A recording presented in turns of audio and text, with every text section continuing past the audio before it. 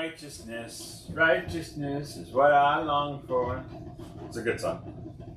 Righteousness, it has to surpass that of the scribes and the Pharisees. Let's talk about that.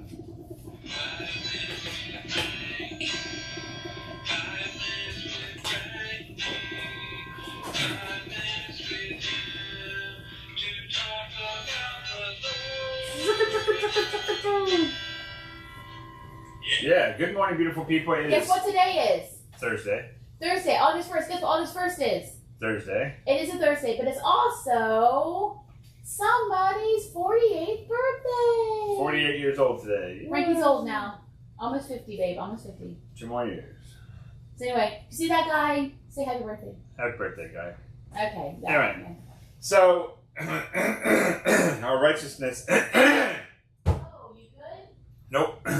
Our righteousness has to surpass that of the scribes and the Pharisees. So, what did the scribes and the Pharisees do that we have to surpass? Well, the scribes and the Pharisees tried to keep every letter of the law, even down to the minute.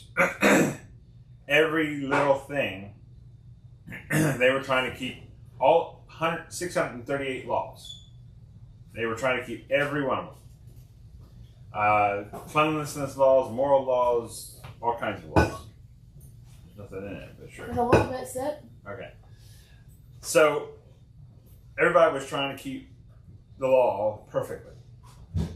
What does the Old Testament tell us? That we could not keep the law perfectly. So why would Jesus say in his Sermon on the Mount that our righteousness has to pass that of the scribes and the Pharisees? Well, let's look at this. Matthew chapter 5, 18 through 20.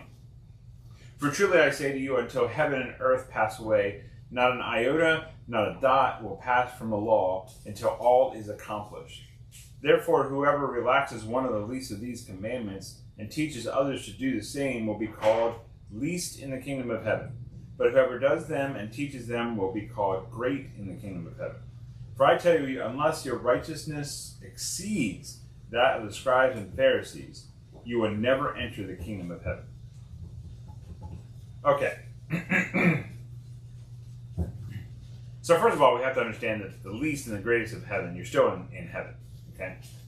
But we don't want to teach that the law went away. We don't want to teach that the law is no good. Because the law is perfect because it was given by a perfect God. So the law is not the bad thing. Okay? But we have to keep it if we're not with Jesus. Because Jesus accomplished all things when he resurrected. And he accomplished fulfilling the law. The only way we can really exceed the righteousness of the Pharisees and the scribes is to have Jesus. Because it's not our righteousness, it's Jesus' righteousness. Because Jesus accomplished or fulfilled the law, and the law does not pass away, but the law is accomplished and fulfilled in Jesus. Awesome. And so we don't want to teach that the law has been passed away. We don't want to teach the law is gone and of no use. The law is really useful because, first of all, it tells us that we can't do it ourselves, and second of all, we need Jesus because he fulfills it. But if you're not a Christian, the law has not gone away. You are still under the law. You are still under the curse of the punishment of not keeping the law. So there's only two ways really to look at our life. You're either under the law, and it's going to require your blood and your sacrifice, or you're under Jesus and he fulfills the law and his blood and his sacrifice has been made for you.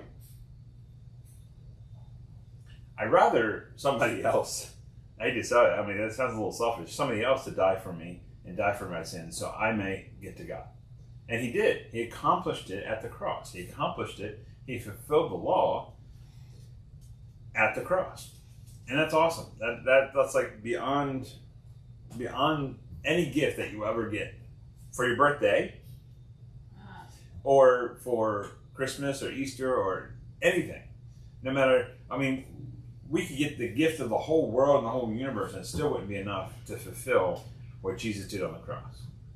I mean, and people treat it like it's nothing. It was the greatest gift in the world to die for us sinners. There was only one good person, and that was Jesus. Nobody in this world is good. Nobody. The righteousness is filthy rags. Until you come to Jesus and his righteousness brings us to God. His righteousness brings us to heaven. His righteousness accomplishes all. His righteousness brings about the accomplishment and the fulfillment of the law.